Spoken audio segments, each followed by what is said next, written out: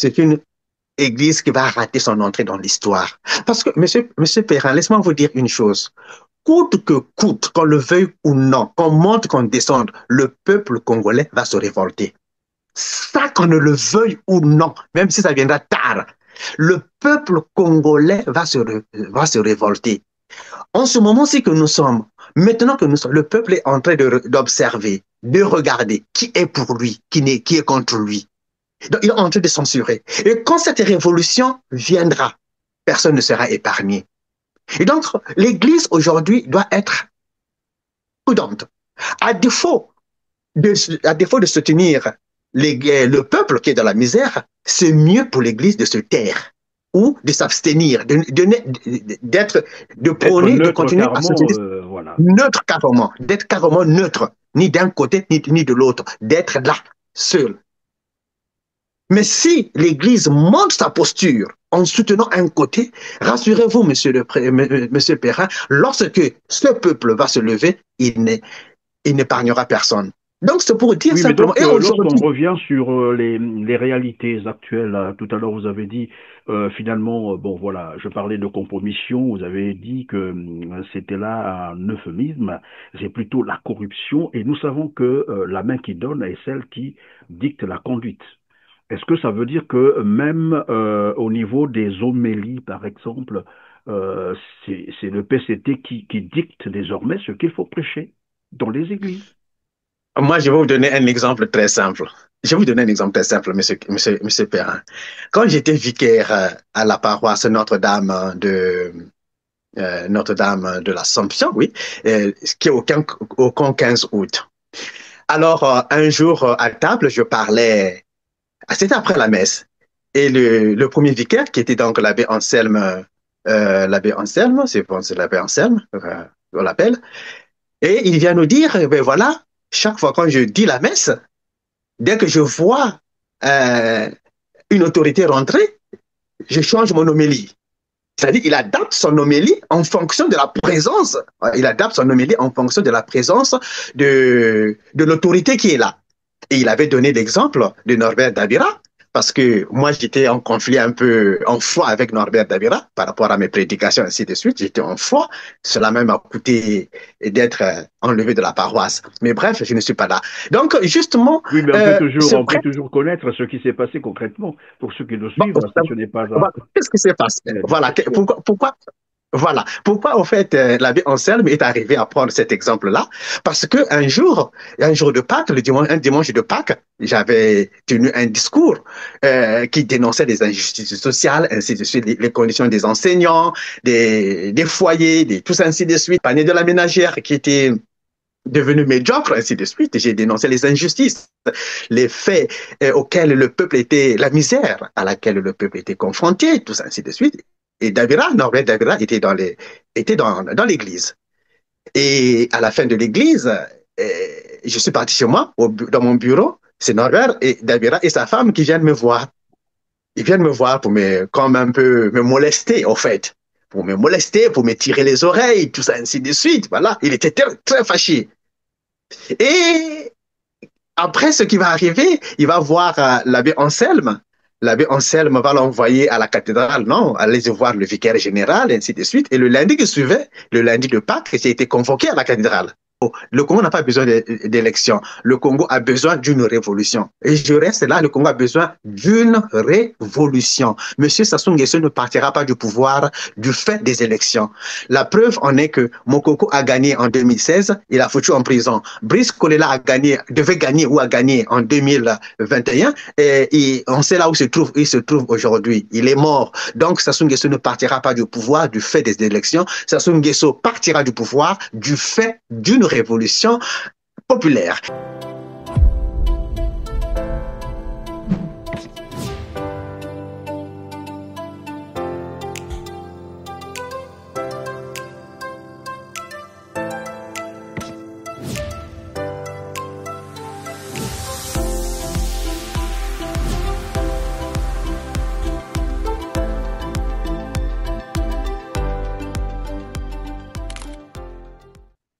Mesdames, Messieurs, bonjour. C'est avec plaisir que je vous retrouve sur RCT en compagnie de Monsieur l'abbé Ruffieux Bawamio, résident aux États-Unis. Bonjour, Monsieur l'abbé. Bonjour à Christian, toujours heureux de vous revoir et merci beaucoup de garder allumée la flamme de la résistance pour la libération du Congo, du peuple congolais surtout. Merci infiniment à Christian. Merci, Monsieur l'abbé, d'avoir accepté notre invitation. Aujourd'hui, nous allons parler de la relation incestueuse entre l'Église catholique du Congo et le régime de Brazzaville incarné par Denis Sassou Nguesso. Mesdames, Messieurs, comme vous le savez, la loi congolaise interdit les campagnes électorales dans les lieux de culte comme les églises. Cette interdiction vise à protéger les croyances religieuses et à assurer une neutralité religieuse. Elle interdit plus précisément les réunions politiques, la propagande électorale et les opérations de vote dans les locaux servant à l'exercice du culte. Ceci pour protéger également les valeurs sociales fragilisées en séparant le domaine politique de celui de la religion. Mais seulement, voilà, un membre du Parti congolais du travail s'est illustré avec arrogance et mépris de la loi, transformant la basilique Sainte-Anne du Congo en un lieu de meeting politique proférant ainsi les menaces à l'encontre des Congolais, leur rappelant des événements tragiques qu'a connu le Congo dans les années 90 que je vous propose en extrait. Suivez. Je venais ici avec la permission du secrétaire général de notre grand et glorieux parti, le camarade Pierre Moussa, et parce que c'est une messe de paix, et parce que le président du comité central de notre parti parle de la paix des cœurs, de la tranquillité des esprits. Que du haut de cette tribune, nous félicitons les amis de Poto Poto, à la tête le camarade Ferruel Ngassakis, qui ont organisé, qui ont pensé que le 5 juin, parce que ici nous avons les jeunes générations qui ne comprennent parfois pas. Même cette basilique a connu les affres de la guerre. Nous étions le 5 juin 1997, alors que nous parlions élection présidentielle, que la guerre, les gérants de l'époque, au lieu d'une élection claire et saine, ont servi donc au peuple congolais la guerre. Voilà, monsieur l'abbé Ruffieux Bawamio, lorsque vous avez suivi ce monsieur, la première question, qu'est-ce qui peut expliquer que l'Église catholique ait pu permettre, permettez le terme, un tel sacrilège? D'abord, avant de répondre directement à votre question, vous venez de rappeler une loi très importante, c'est-à-dire la loi congolaise, qui interdit de faire des lieux de culte, des lieux de discours politique ou, disons, de propagande politique. Ça, c'est une évidence. Ce qui m'inspire l'attitude, au fait, du gouvernement, le gouvernement, en fait, il y a eu, je dirais qu'il y a paradoxe ou alors hypocrisie de la part du gouvernement. Cette loi, il l'applique tout d'abord lorsque cela ne les arrange pas, c'est-à-dire lorsque l'Église prend une attitude contraire à l'idéologie ou à l'opinion politique, au discours politique. Je prends un exemple très simple. Lorsque l'Église s'insurge ou condamne les injustices sociales, à ce moment-là, la politique ou les hommes politiques font triompher ou font sortir des armoires cette loi pour l'appliquer. Mais quand ça les arrange, c'est-à-dire quand c'est eux justement qui viennent violer l'espace religieux, alors cette loi est ignorée. Revenons à votre question. Qu'est-ce qui peut témoigner aujourd'hui, au fait, pourquoi l'Église laisse passer de tels messages ou de telles attitudes de la part de la politique, ou pourquoi la politique se sert aujourd'hui de lieu de culte pour passer son message? Mais moi, je dirais simplement que c'est je vais résumer ça en un seul mot, la faiblesse de l'Église. L'Église congolaise aujourd'hui devient faible. Ce n'est plus l'Église des années 90, 80, 70. Une Église qui savait se démarquer au fait de la politique ou de la complicité avec la politique. Cette Église des années 70, 60, 80, voire même 90. Mais depuis 2000, on a constaté que l'attitude de l'Église envers la politique devient de plus en plus compromettante. L'attitude, bien sûr, devient de plus en plus compromettante. On n'a plus cette Église qui pouvait en fait dire non à la politique, surtout quand les choses ne marchent pas dans un pays ou au pays. Les choses ne marchent pas dans la société. Mais c'est une église plutôt qui se tait aujourd'hui, qui laisse passer justement certaines injustices, qui tolère les injustices ou l'arrogance de la politique ou des hommes politiques envers le peuple. Mais cette attitude aussi, c'est de la complaisance.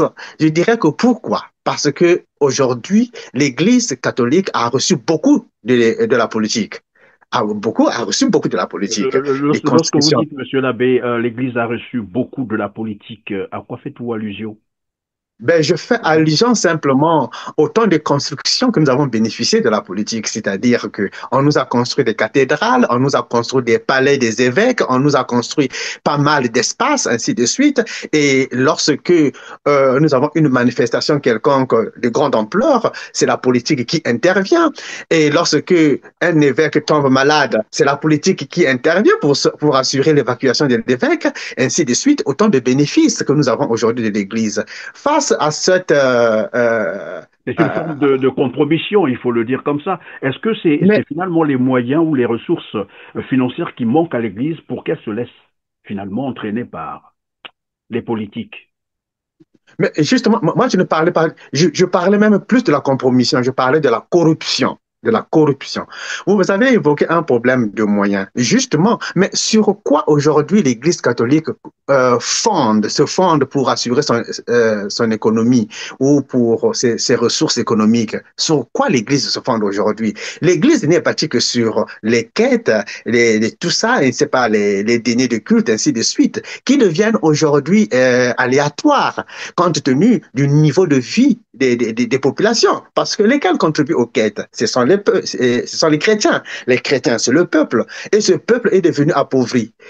Alors, pour renflouer les caisses, il faut recourir à d'autres ressources, notamment des financements qui viennent d'ailleurs. Donc, ces financements, justement, quand ceux-là qui nous financent, ils ne nous financent pas parce qu'ils aiment l'Église ou parce qu'ils aiment Dieu ou parce qu'ils veulent se convertir, mais non, c'est pour acheter notre silence. Oui. C'est pour acheter notre silence. Donc, aujourd'hui, l'Église catholique, notre faiblesse économique joue en notre défaveur. Et c'est à ce moment-là, c'est à ce niveau justement que l'Église doit se réinventer. Ce ne sont pas des occasions, des opportunités de nous réorganiser que nous manquent. Je vais vous prendre un diocèse très simple, Monsieur Christian. Regardez le diocèse de Nkayi. Nkayi, ça c'est un grenier, un grenier national, un grenier du pays. Pourquoi le diocèse de Nkayi, qui a une terre aussi fertile, aussi propice à l'agriculture, n'arrive pas à se réinventer? C'est une église aujourd'hui qui, jusqu'à preuve du contraire, se nourrit ou se contente des redevances du Vatican. Pouvez-vous imaginer, Monsieur Christian, un prêtre du diocèse de Nkayi gagne 25 000 francs CFA le mois. Un prêtre du diocèse de Nkayi gagne 25 000 francs CFA le mois. Mais lorsque vous dites ça, monsieur l'abbé, c'est d'actualité jusqu'à maintenant, là où nous parlons, il gagne 25 000 francs. Monsieur Christian. Je rappelle d'ailleurs à nos téléspectateurs que nous sommes le 11 juin 2025 Vous dites des prêtres qui gagnent, il y a des prêtres qui gagnent 25 000 francs CFA le mois. Je dis, je dis les prêtres de Nkayi, du diocèse de Nkayi, gagnent 25 000 francs CFA le mois. Et cet argent est envoyé, c'est l'évêque même qui envoie par message, par Airtel Money, je ne sais pas comment vous appelez ça au pays, Oui, Airtel les Money. mobile money, mais après, il y a encore des frais qu'il faut prélever. Donc, probablement Voilà. qu'il se retrouve avec Et c'est comme ça que ça 23 se 000. passe. Ce n'est pas que les prêtres vont à la banque pour cacheter cet argent ou à la procure, mais ça se passe par téléphone. 25 000 francs CFA par mois pour un prêtre. Mais ça, je ne sais pas comment, je ne sais pas comment justifier ça. Ça ne se justifie pas parce que moi, je dirais que pour un diocèse comme Caï, ça, c'est de la paresse simplement, ou ce manque de volonté. Avec tout ce qu'ils reçoivent comme subvention, avec tout ce qu'ils peuvent faire dans leur diocèse. Et laisser des prêtres dans de telles conditions, mais il y a de quoi justement que des prêtres s'inventent ou inventent d'autres sources de revenus, tendre la main à ceux qui sont riches. Et du Oui, coup, mais finalement, c'est l'Église qui comment on en s'affaiblit. est arrivé là? Comment on en est arrivé là à créer ces conditions de corruption finalement par l'Église elle-même? Il faut le dire parce que là, vous dites qu'ils reçoivent, l'Église, hein, elle reçoit les subventions. Mais où vont donc ces subventions? C'est la question qu'on doit se poser. Mais justement, oui, c'est la question qu'on doit se poser. Moi, je ne peux pas répondre à cette question-là. Cette question, ça a à répondre, ça a posé à ceux qui gèrent l'argent des diocèses, de leur diocèse. Voyez. C'est à eux qu'il faut poser cette question. Mais moi, ce que je sais, je vous donne simplement les faits qui sont là. Mais c'est simplement pourquoi on est arrivé là. C'est ce que j'ai dit aujourd'hui. On n'a plus une église qui travaille. On n'a plus une église qui produit. On a une église qui se contente des dons aujourd'hui. Or, quand on voit la première église, c'est-à-dire l'église d'après les indépendances, avec les évêques comme à Brazzaville, comme Théophile Mbemba, savez-vous, monsieur Christian, la colline de la cathédrale, la colline de la cathédrale, en commençant par le bas-fond là, jusqu'en montant, tout ce secteur appartenait à l'église. C'était le bien de l'église. Et à l'époque, Monseigneur Théophile Mbemba, à son époque, justement, il avait laissé, avant de partir, avant de mourir, autant pour moi, il nous a laissé un grand patrimoine. On avait des villas, toutes les villas tout autour de la cathédrale, les villas autour de la cathédrale appartenaient à l'église. C'est vrai qu'aujourd'hui, certaines villas nous appartiennent encore, mais d'autres villas ont été vendues.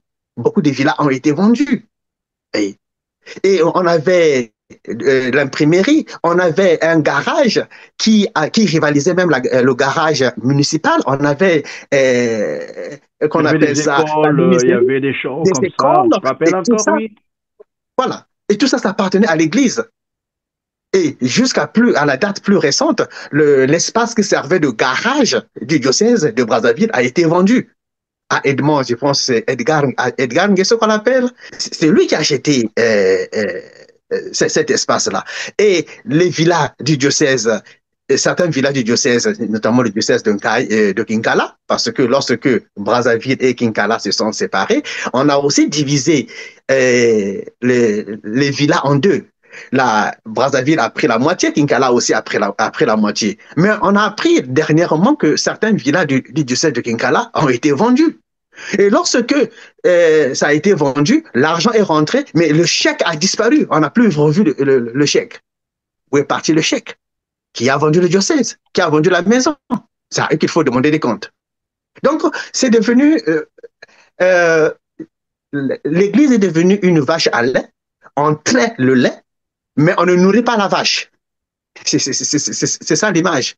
Oui, mais Et lorsqu'on du coup, revient, Monsieur l'abbé, sur le discours qu'on venait de voir, d'entrée du jeu qu'on a proposé à nos téléspectateurs, un membre du Parti congolais du travail, tout le monde est bien conscient que ce monsieur, en fait, vient, et tout le monde a entendu, c'est un discours non seulement politique, mais aussi menaçant. Et ça se passe devant des prêtres.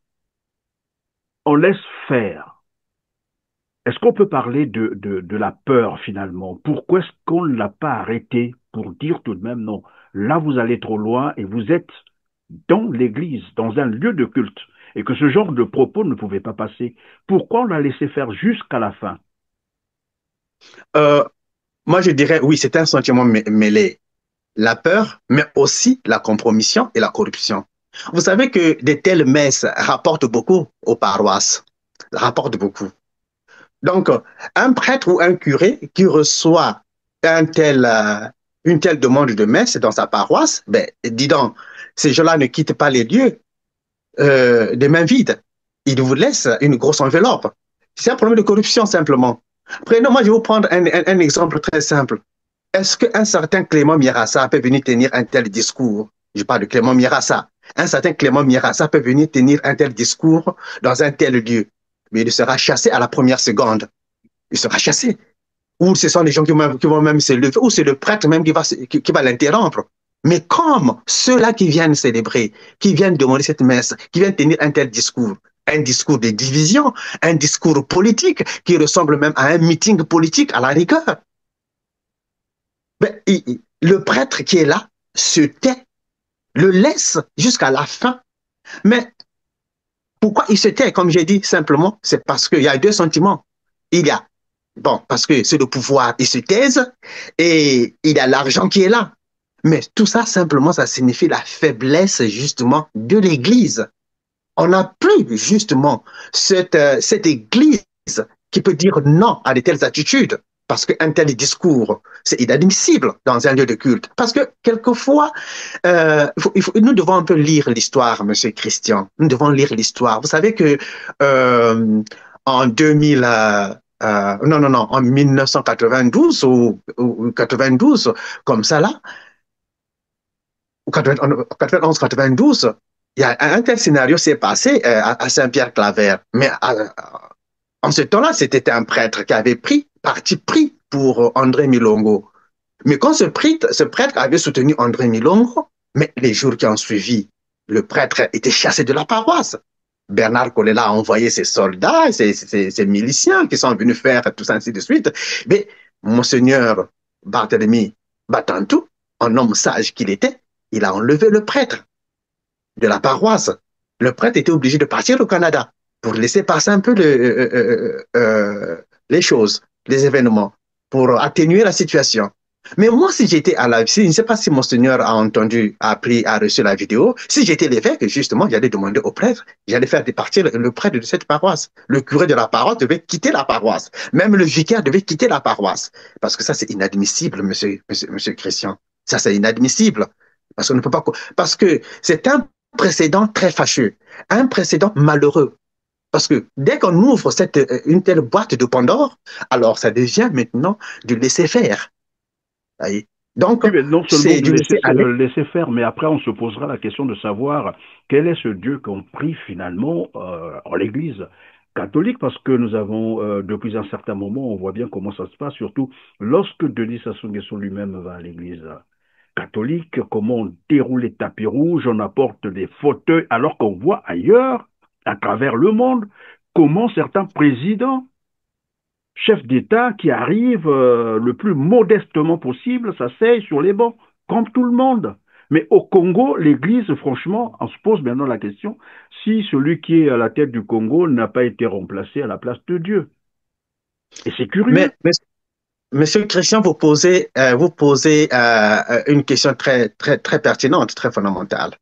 Vous savez que je vais vous raconter une petite histoire. Lorsque Yulu prend le pouvoir, le président Fulbert Yulu, le premier président de la République du Congo, le père de l'indépendance, l'un des pères des indépendances, bien sûr, il était prêtre. Et il n'avait plus le droit de dire les messes en public, bien sûr, par rapport à ses fonctions politiques. Mais qu'à cela ne tienne, le président Yulu avait gardé justement sa foi chrétienne. Et il venait à l'église, il venait prier à l'église, notamment à la cathédrale, qui était plus proche de son palais. Mais il s'asseyait. On ne lui réservait jamais une chaise ou un fauteuil spécial. Jamais. Le président Yulu s'asseyait sous le même banc que tout le monde. Ça, c'est la première des choses. Comme si cela ne suffisait pas. Chaque fois que Yulu venait à l'église, chaque fois le président ou ses ministres venaient à l'église, le prêtre ou celui qui célébrait les messes devait faire une homélie, un sermon qui devait critiquer le pouvoir en place. Alors que lorsque Yulu était au pouvoir, l'église avait beaucoup de bénéfices. Mais rassurez-vous, laissez-moi vous informer. C'est avec même les frais de l'État que Monseigneur Théophile Mbemba, qui était un ami de la promotion de Fulbert Youlou, c'est avec même l'argent de l'État que Monseigneur Théophile Mbemba a réalisé tout ce qu'il a, comme les unités, des unités de protection, le patrimoine national qu'il nous a laissé. Le patrimoine qu'il nous a laissé, c'est avec l'argent de l'Église. C'est avec l'argent de l'État qu'on a construit même la paroisse Notre-Dame. On a contribué là, tout ça, ainsi de suite. Youlou a beaucoup fait pour l'Église. Mais malgré tout ce que Youlou a fait pour l'Église, on avait même au niveau des ports, les marchandises, les produits des prêtres ou de l'Église passaient gratuitement. On ne payait pas l'impôt. Je ne sais pas si on appelle ça l'impôt au niveau... L'exonération voilà, des impôts. Voilà. Les frais des douanes. Mais malheureusement, le journal de la semaine africaine, c'était retourné contre le président Fulbert Youlou. Tous les articles, vous pouvez lire les articles de cette époque-là, c'était la critique du régime de Youlou. Monseigneur Bernard, justement, Monseigneur Bernard, qui était l'archevêque de l'époque, va même jurer sur l'autel. Tant que Youlou ne tombe pas, moi je ne quitte pas Brazzaville. Et c'est même Monseigneur Bernard qui va demander aux syndicats catholiques d'intégrer le mouvement de révolution qui demandait la chute de Youlou.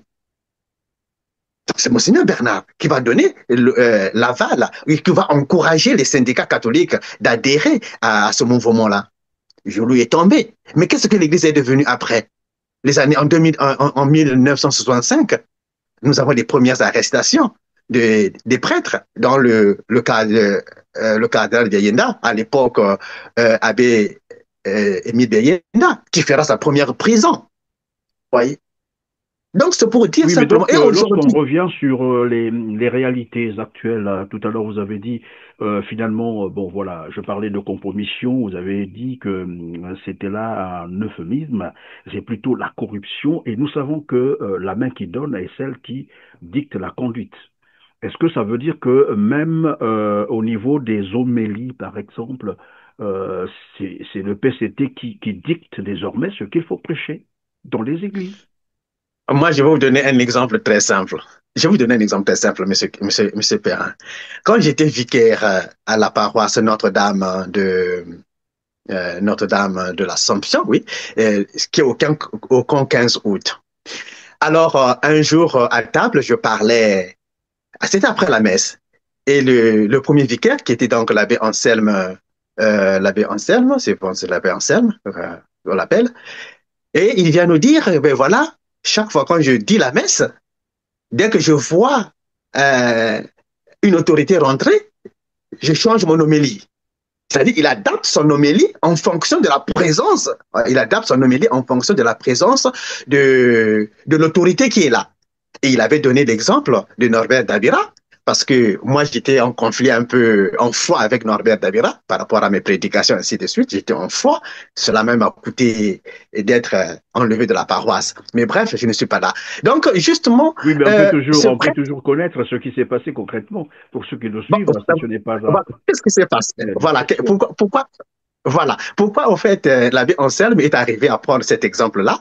Parce qu'un jour de Pâques, un dimanche de Pâques, j'avais tenu un discours qui dénonçait les injustices sociales, ainsi de suite, les conditions des enseignants, des foyers, tout ça, ainsi de suite, panier de la ménagère qui était devenu médiocre, ainsi de suite. J'ai dénoncé les injustices, les faits auxquels le peuple était, la misère à laquelle le peuple était confronté, tout ça, ainsi de suite. Et Norbert Dabira était dans l'église. Et à la fin de l'église, je suis parti chez moi, dans mon bureau, c'est Norbert et Dabira et sa femme qui viennent me voir. Ils viennent me voir pour comme un peu me molester, en fait. Pour me molester, pour me tirer les oreilles, tout ça, ainsi de suite. Voilà. Il était très, très fâché. Et après, ce qui va arriver, il va voir l'abbé Anselme. L'abbé Anselme va l'envoyer à la cathédrale, non, aller voir le vicaire général, ainsi de suite. Et le lundi qui suivait, le lundi de Pâques, j'ai été convoqué à la cathédrale devant l'évêque, l'abbé Mesme qui était là, l'abbé Milongo, vicaire général, qui était là, et m'a vu, et aussi qui était là. Donc, j'étais convoqué par l'évêque. Mais l'évêque ne m'avait pas dit. Tous les prêtres avaient parlé, sauf l'évêque. L'évêque n'avait pas parlé ce jour-là. Il ne m'avait rien dit. Il avait simplement dit, bon, faites simplement attention avec quand vous parlez, tout ça. C'est bon. En fait, il n'avait rien dit, l'évêque, en fait, en un mot. Il ne m'avait pas blâmé. L'évêque ne m'avait pas blâmé, tout ça. Il m'a laissé. Je suis en train de comprendre que la présence, rien que la présence d'une personnalité, j'allais dire, du Parti congolais du travail, c'est comme ça qu'il faut nommer ça, parce que ça n'a rien à voir avec l'État congolais. Une personnalité du PCT qui arrive, une personnalité influente qui arrive dans l'Église, ça peut faire changer l'homélie, c'est-à-dire ce qu'il faut préciser. Justement. Voilà, justement. Et donc, c'est en partant justement de ce que j'ai eu, de mes contradictions avec Dabira, que le premier vicaire de la paroisse, qui était l'abbé Anselme, va donc donner son avis à lui. Moi, chaque fois, quand une autorité vient quand je vois une autorité dans l'église, je change mon homélie en fonction de sa présence. Donc, s'il avait préparé une homélie tonitruante ou qui devait taper sur les faits, donc il faut qu'il modifie ça pour réconforter, pour mettre Éviter à de l'aise, fâcher le... pour éviter de fâcher justement l'autorité qui est là. Mais donc, justement, c'est en fait la présence des hommes politiques aujourd'hui dans nos églises, c'est aussi une force un peu, une présence de dissuasion. Voilà. Pour que les prêtres soient modérés dans leur prédication, qu'ils ne touchent pas à ce qui fâche le gouvernement. Voilà. Ou sinon qu'ils ne prêchent pas, voilà, la parole qui peut motiver une population à vouloir se libérer d'une captivité, par exemple. Mais parlons de la libération de l'Église. Moi, je dis simplement que il faut que l'Église choisisse bien euh, son côté, j'allais dire. Il faut que l'Église choisisse bien son côté pour entrer dans l'histoire. Si l'Église reste dans cette posture-là, dans cette posture, c'est une Église qui va rater son entrée dans l'histoire. Parce que, monsieur Perrin, laisse-moi vous dire une chose. Coûte que coûte, qu'on le veuille ou non, qu'on monte, qu'on descende, le peuple congolais va se révolter. Ça, qu'on ne le veuille ou non, même si ça viendra tard, le peuple congolais va se révolter. En ce moment-ci que nous sommes, maintenant que nous sommes, le peuple est en train d'observer, de regarder qui est pour lui, qui est contre lui. Donc, il est en train de censurer. Et quand cette révolution viendra, personne ne sera épargné. Et donc, l'Église aujourd'hui doit être prudente. À défaut à défaut de soutenir le peuple qui est dans la misère, c'est mieux pour l'Église de se taire ou de s'abstenir, de D'être prôner, de neutre continuer à se carrément, tenir voilà. neutre carrément, d'être carrément neutre, ni d'un côté ni de l'autre, d'être là, seul. Mais si l'Église monte sa posture en soutenant un côté, rassurez-vous, monsieur Perrin, lorsque ce peuple va se lever, il n'épargnera personne. Évidemment, il va nettoyer tout le monde. De toute façon, c'est un petit pays où tout le monde se connaît. Et on voit d'ailleurs, pendant qu'on parlait de la compromission, on a vu, il n'y a pas très longtemps, des prêtres aller festoyer chez le général, donc l'ancien directeur général de la police congolaise, le général Ndengue, François Ndengue, alors que tout le monde sait que c'est un criminel recherché, un criminel notoire, recherché pour crime contre l'humanité. Ben non, ils étaient là, ils s'affichent. Et vous nous parliez d'ailleurs des constructions qui sont offertes par le PCT, c'est ça, le régime PCT, via bien sûr son chef, donc Denis Sassou Nguesso. Et tout ça, le Congolais est en train de voir. Dans le même temps, la population où ces chrétiens, ces fidèles, sont dans une précarité absolue. À ce moment-là, quel est le message qu'on envoie auprès des fidèles de l'Église catholique? Mais quel est le message qu'on envoie au peuple, monsieur Perrin? C'est se moquer du peuple, simplement. Vous Comme savez, quoi monsieur l'Église Perrin, a choisi son camp. C'est ce que ça veut mais, dire. mais quand on reçoit tous ces bénéfices que nous recevons de la part de l'État, monsieur Perrin, vous savez la construction d'une basilique ou d'une église peut nourrir combien de foyers? Aujourd'hui, on n'est pas au niveau de la construction. On n'en a pas besoin. Ce n'est pas une urgence. La construction de l'église, ce n'est pas une urgence en cette période-ci. On peut même prier en plein air, monsieur Perrin. On peut prier dans des cabanes. Dieu écoute. On peut prier même dans les rues. On n'a pas besoin aujourd'hui de ce bien-là. Aujourd'hui, ce sur quoi nous devons nous focaliser, c'est le bien du peuple, le bien-être du peuple, la libération du peuple, nourrir le peuple. Imaginez-vous, monsieur Perrin, les prêtres ont 3 repas par jour. Monsieur Sassou Nguesso a aussi 3 repas par jour. Donc, il n'y a que monsieur Sassou Nguesso et l'Église, bon, monsieur Sassou Nguesso, son gouvernement, et l'Église qui ont 3 repas par jour. Et le reste du peuple. Qu'est-ce que nous faisons?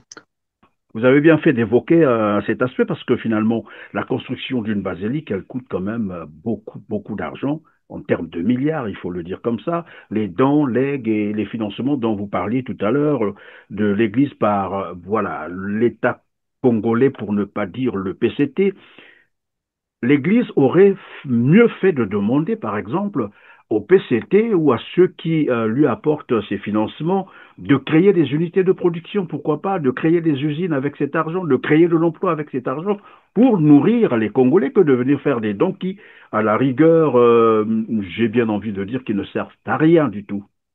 Pourquoi l'Église Mais, ne renvoie pas ces gens-là d'aller créer, de payer les salaires, payer les pensions, payer les bourses, construire les usines avec cet argent que de recevoir tout le temps ces centaines de millions probablement ou des milliards, puisque vous parlez même de la construction d'une basilique, et on a vu à Oyo comment on a construit une basilique, on a donné à l'Église catholique, on pourrait bien dire, monsieur, ben écoutez, nous n'avons pas besoin d'une basilique ici, construisez une usine et donnez de l'emploi à la jeunesse, par exemple. mais voilà, monsieur Perrin, vous venez d'évoquer de la construction d'une basilique au nord du pays. Laissez-moi vous donner, je vais vous prendre, je suis un peu curieux. S'il y a, jusqu'à preuve de contraire, une zone encore enclavée au Congo, vous conviendrez avec moi que c'est le nord. Le nord du Congo, jusqu'à preuve de contraire, reste la zone la plus enclavée de notre pays, malgré 40 ans de pouvoir, 40 ans de pouvoir qu'ils ont eu. Combien d'usines M. Sassou Nguesso a construit au nord? Combien d'autoroutes a-t-il construit au nord? Combien d'hôtels, je ne sais pas combien de voies ferrées a-t-il pour relier ne fût-ce que les villages, les régions du nord? Combien? Jusqu'à aujourd'hui, la Mosaka, la région de Mosaka. Mosaka est encore dans les eaux, jusqu'à preuve de contraire. Aujourd'hui, je ne sais pas s'il y a une route qui quitte Oyo à Ouesso aujourd'hui. Je ne sais pas s'il y a une route qui quitte Ouesso qui quitte Likwala ou qui quitte Oyo à Ouesso. Jusqu'à preuve de contraire, donc la zone nord reste enclavée. La preuve, tous les cadres du nord viennent travailler et vivent au sud. Tous les cadres du nord sont tous à Brazzaville. Alors qu'ils sont des villages. Même les députés qui sont élus dans ces coins-là, ils vivent à Brazzaville, curieusement. Tout le monde vit à Brazzaville. On a combien d'universités au nord du pays? 40 ans, après 40 ans de règne. 40 ans de règne. Mais aujourd'hui, justement, on va construire une telle église. Une telle église, je ne dis pas que c'est une mauvaise chose, mais je dis que ce n'est pas une priorité. La priorité, c'est donner de l'emploi, ne fût-ce que à ces jeunes-là du Nord, au lieu qu'ils viennent toujours au Sud chercher du travail, au lieu qu'ils viennent toujours au Sud chercher, aller à l'université, au Sud, mais ils peuvent construire des universités au Sud là-bas, au Nord plutôt. Et ça aussi pour les jeunes du Sud pour aller découvrir le Nord. Voyez. Quand on parle aujourd'hui des détournements de fonds de l'Église, mais il faut mettre aussi justement l'Église à l'intérieur, qui bénéficie justement de cette disparition d'argent, ou de cette disparition d'argent. Il faut mettre aussi l'Église à l'intérieur. Parce que l'argent que Sassou Nguesso donne à l'Église, pour construire les églises, ce n'est pas l'argent qui vient de sa poche. C'est l'argent, ce n'est pas l'argent qu'il tire de ses comptes bancaires, c'est l'argent du trésor, c'est l'argent du pays qu'il donne à l'église pour construire ces grottes, ces cathédrales, c'est quoi, ainsi de suite. Et donc, si Sassou Nguesso était un voleur, l'église est receleur. Ben Oui.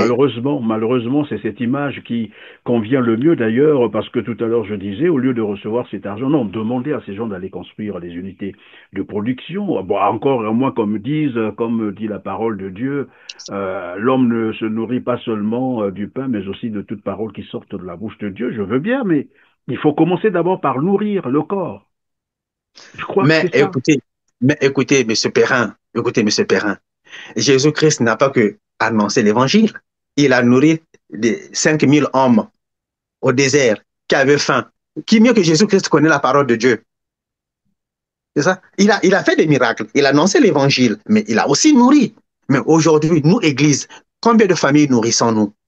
Combien de familles nourrissons-nous? Au contraire, c'est encore des familles misérables qui nous nourrissent avec des quêtes à n'en point finir. Vous imaginez aujourd'hui, il y a des églises ou des paroisses au Congo ou partout au Congo qui font deux, trois quêtes dans une seule messe. Deux, trois quêtes dans une seule messe. Voyez. Et à côté de cela, il y a des intentions de messe qu'on demande. Un chrétien qui ne peut pas, on ne peut pas prier pour un chrétien tant qu'il n'a pas donné son intention de messe. Et aujourd'hui, même, c'est devenu comme un business des prêtres qui, pour qu'un prêtre te fait une prière d'exorcisme, pour prier pour toi, pour prier le malade, il faut acheter, il faut demander 10 messes. On te demande 10 messes pour prier pour toi. Donc les prières sont même achetées aujourd'hui dans l'église. Même les prières sont achetées. Vous partez voir un prêtre, vous avez un problème, le prêtre vous impose une ordonnance. Il faut acheter 10 paquets de bougies, l'huile eau bénite, l'huile d'olive, ainsi de suite. Et quand il résume tout ça, la facture fait 40 000. Et Il dans vous le donne une même facture de temps, on ne 40 se 000. pose même pas la question comment cette population fait pour survivre. On ne se pose pas cette question. Les Mais Congolais on est... ont été réduits à l'esclavage. Aujourd'hui, les Congolais ne vivent plus. Non, monsieur Perrin, moi je serais un peu plus dur avec nous les prêtres. On n'a plus de compassion. Nous, prêtres, on n'a plus de compassion. On manque maintenant de compassion envers le peuple qui souffre. C'est ça le mot. C'est la compassion qui nous manque. Ou ce manque de compassion nous conduit justement aux actes que nous nous livrons aujourd'hui. Accepter des meetings au sein de l'Église. C'est bien, c'est vrai. Tout le monde peut demander la messe. Ça, c'est bien normal. Mais se servir de la tribune de l'église comme lieu de meeting politique, parce que ce qu'on a entendu, Monsieur Perrin, ça, c'est un meeting politique qu'on a entendu. C'est un Absolument. discours politique, un discours Absolument. de campagne électorale. Donc, de tels discours, accepter de telles choses, c'est inadmissible. C'est inadmissible, même s'il y a une certaine intégrité en tant que prêtre, nous devons garder. Parce que aujourd'hui, nous soutenons ces hommes aujourd'hui. Mais qui vous dit qu'ils vont toujours rester au pouvoir? Donc, ça veut dire que lorsqu'ils ne seront pas au pouvoir, vous allez aussi soutenir ceux qui seront au pouvoir, mais finalement, votre Ou intégrité comme peut-être qu'ils Église. iront ensemble, pourquoi pas. Ils vont Ah, désormais. peut-être. Monsieur l'abbé Ruffieux Bawomio, nous allons parler, pour terminer évidemment, de l'élection présidentielle qui pointe à l'horizon. Il nous reste que 9 mois. C'est vrai que parfois on me dit oui, les chrétiens ne devaient pas se mêler de la politique, mais bon, vous pouvez avoir une idée, votre opinion sur l'élection qui s'approche cette fois-ci, il faut le dire, à grande vitesse. 9 mois, c'est des peu assez. Et d'aucuns pensent que c'est un non-événement. Voilà, c'est un non-événement. Et voilà, les opinions sont préparées telles que, bon, oui, il va encore tricher. Bon, qu'est-ce qu'on va faire avec cette élection? Vous, qu'est-ce que vous en pensez? Euh, Tout d'abord, l'élection dans un pays, c'est un devoir constitutionnel. Ça, c'est un acquis. Mais les élections telles que ça se passe au Congo, ça a toujours été source euh, De de violence, de tricherie, comme vous avez tension, dit, de de crimes? violence, voilà, des violences justement. On se souvient justement en 2000, c'est l'élection de 2016 qui a donné 2016 ou 2015 qui a donné Mokoko victorieux, mais il a 2016, oui, été 2016. 2016 qui a donné Mokoko victorieux. On l'a arrêté avec Okombi, ils sont encore en prison aujourd'hui. Après 2015 ou 2016, c'est quelle année encore, où Brice Kolela est 2021, mort? oui. 2021, c'est la mort de Brice Kolela qu'on a enregistré, tout ça. Donc, en fait, la démocratie telle que nous la vivons au Congo, ce n'est pas... C'est un bien grand mot, hein, démocratie pour le Congo. c'est- Alors, c'est un État totalitaire, la vérité. c'est un État totalitaire, ce n'est pas de la démocratie. Mais alors, revenons un peu à votre question, moi je dirais simplement que ça ne nous apportera tout d'abord rien. C'est tel que c'est parti, c'est la même personne qui va passer au pouvoir. Mais en tant que peuple, moi je dirais simplement que il faut que nous nous battons. Faut que nous, on ne peut pas compter sur les élections. Non, non, non. On ne peut pas compter sur les élections pour changer les choses au Congo. Parce que c'est déjà scellé, c'est comme ils disent, c'est déjà Oui, c'est calé, des tout est élections calé, déjà pipées d'avance, déjà c'est fait, pipé les résultats d'avance. sont connus. Voilà. Donc, et la preuve, l'exemple est là de l'opposant qui a été bastonné et Oui, la jeté dans ma Bouti, oui. boutique, de Bouiti, par exemple. Déjà, ça montre des signes comment ça va se passer. Donc, je dirais pas que même si l'opposition présentait un candidat, ça ne servira à rien. Ça ne servira à rien. Ce que le Congo n'a pas besoin d'élections. Le Congo a besoin d'une révolution. Et je reste là, le Congo a besoin d'une révolution. Monsieur Sassou Nguesso ne partira pas du pouvoir du fait des élections. La preuve en est que Mokoko a gagné en 2016, il a foutu en prison. Brice Kolela a gagné, devait gagner ou a gagné en 2021 et on sait là où il se trouve aujourd'hui. Il est mort. Donc Sassou Nguesso ne partira pas du pouvoir du fait des élections. Sassou Nguesso partira du pouvoir du fait d'une révolution populaire. Et moi, je dirais une révolution impardonnable. Une révolution qui va tout nettoyer au passage. Et je dis encore aujourd'hui, ce moment-là arrivera et ça doit arriver. Et quand ça arrivera, tous les complices de ce régime seront balayés. Merci, monsieur l'abbé Ruffieux Bawamio, d'avoir été avec nous. Nous sommes à la fin de cette émission. Je vous laisse quelques secondes hein, pour conclure. Si vous avez un mot de la fin, bien sûr. Un appel aux Euh, Congolais. Oui, s'il y a un appel que je vais lancer au peuple congolais, c'est d'abord de garder l'espoir. Parce que le peuple congolais est désespéré, ne sait plus à quel sein se vouer, mais plus euh, l'histoire a démontré que plus le peuple subit ou est dans la misère, tel que ça se passe au Congo, plus l'espoir et l'avenir est radieux pour ce peuple-là de garder l'espoir. Et je demanderais aussi au peuple congolais de s'intéresser beaucoup à la politique. Il faut que le peuple congolais s'intéresse à la politique. Parce que tout ce que nous vivons aujourd'hui, la misère que nous connaissons aujourd'hui, c'est le fait de la politique. Si on ne s'intéresse pas à la politique, la politique va s'intéresser à nous, dans le mauvais sens, bien sûr, et c'est toujours ceux qui sont au pouvoir qui resteront au pouvoir. Quand ils seront fatigués, ce sont leurs enfants qui viendront au pouvoir, et ainsi de suite. Donc, que les Congolais s'intéressent franchement et à fond à la politique. C'est là notre porte de sortie. Merci beaucoup, Monsieur Perrin. Merci, merci beaucoup. Et comme qui dirait, la misère, c'est la vraie opposition incorruptible et qui a toujours eu raison des régimes totalitaires. La révolution finira par arriver, a dit l'abbé. Merci beaucoup, monsieur l'abbé Ruffieux Bawamio, de nous avoir visité, comme qui dirait, chez nous.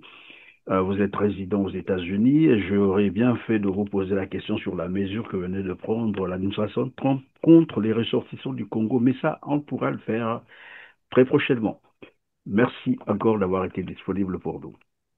Merci beaucoup, Monsieur Perrin, pour l'opportunité que vous m'avez accordée. Merci infiniment. Je vous en prie, mesdames, messieurs, c'est la fin de cette émission. Comme d'habitude, cliquez sur le petit pouce en l'air. Je vous le rappellerai tout le temps parce que c'est nécessaire pour nous. Partagez massivement et dites-nous en commentaire ce que vous pensez de cette émission. Sur ce, on se dit au revoir et à très bientôt. Merci.